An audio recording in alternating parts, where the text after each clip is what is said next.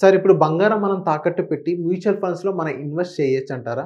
అసలు first thing అప్పు తీసుకొని మనం మ్యూచువల్ ఫండ్స్‌లో ఇన్వెస్ట్ చేయొచ్చు. అసలు బంగారం తాకట్టు పెట్టినా అప్పే అంటారు. హ్మ్. సో ఇక్కడ క్వెషన్ ఓవరాల్‌గా బంగారం ఒకటి కాకుండా అన్నిటి కలిపి మాట్లాడాలి.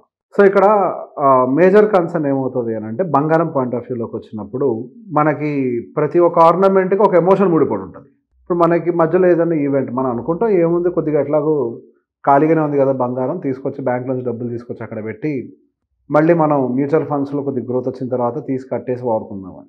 కానీ రియాలిటీలోకి వచ్చినప్పుడు ఫ్యామిలీలో వచ్చే ఫంక్షన్స్కి కానీ ఈవెంట్స్కి కానీ మన దగ్గర గోల్డ్ రెడీగా లేకుండా తీసుకుపోయి బ్యాంకులో పెట్టుకుంటే ఎమర్జెన్సీ వచ్చి పెట్టుకోవడం is a different ball game. Family will understand. అలా కాకుండా మ్యూచువల్ ఫండ్స్లో పెట్టుబడులు పెట్టకోసం చెప్పి తీసుకొని వెళ్తే ఎమోషనల్గా మీరు దాన్ని తట్టుకోగలుగుతారా వాళ్ళు ఆ టైంలో పెట్టే ప్రెషర్ని?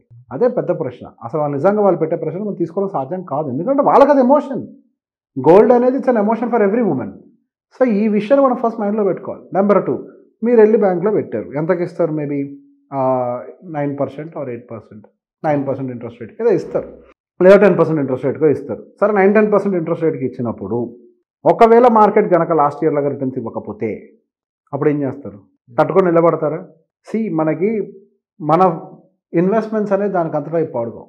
మనమే పాడు చేస్తాం వాటిని దగ్గరుండి. మనం ఏ కండిషన్స్లో పాడు చేస్తామని అంటే మనం దాని మీద బతకాలి అని అనుకున్నప్పుడు పాడు చేస్తాం. ఆ డబ్బులు తీసి కూడా కట్టాలి అన్నప్పుడు పాడు చేస్తాం. ఎందుకు? ఎమోషన్ ఇన్వాల్వ్ అయి ఉంటుంది. మనం యూట్యూబ్లో విన్నంత ఈజీగా ఉండవు ప్రతి ఒక్కటి. అదే యూట్యూబ్లో విని చాలా మంది అలా ఇన్వెస్ట్ చేస్తున్నారు బంగారం తాకట్టు పెట్టి. దానికి ప్లాన్ ఉండాలండి. అసలు మీ పర్సనల్ ఒక్కొక్క మనిషికి ఒక్కొక్క ప్లాన్ ఒక్కొక్కలాగా పనిచేస్తుంది. Every human being is independent, different. Every situation is different. అందరికి ఒకలా కనిపిస్తాయి అన్న ఒకటి కాదు.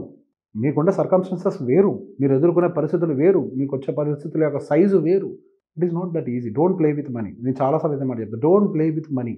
లైఫ్ అంతా స్క్రూ అప్ అయిపోతుంది. మన ఇండియాలో అందరూ డబ్బులు దాచిపెట్టుకుంటారు, డబ్బులతో ఆడుకుంటారు. అదే టైంలో అయితే రాంగ్ ఇన్వెస్ట్మెంట్స్ చేస్తారు, లేకపోతే డెడ్ ఇన్వెస్ట్మెంట్స్ చేస్తారు. Don't play with money. If you have an adviser, go and plan a nice strategy. ఎట్లా ప్లాన్ చేయాలి ఏంటి, ఒక మంచి టీం పెట్టుకొని ప్లాన్ చేసుకోండి. It will work out. కానీ సొంతంగా చేయడం సాధ్యం కాదు.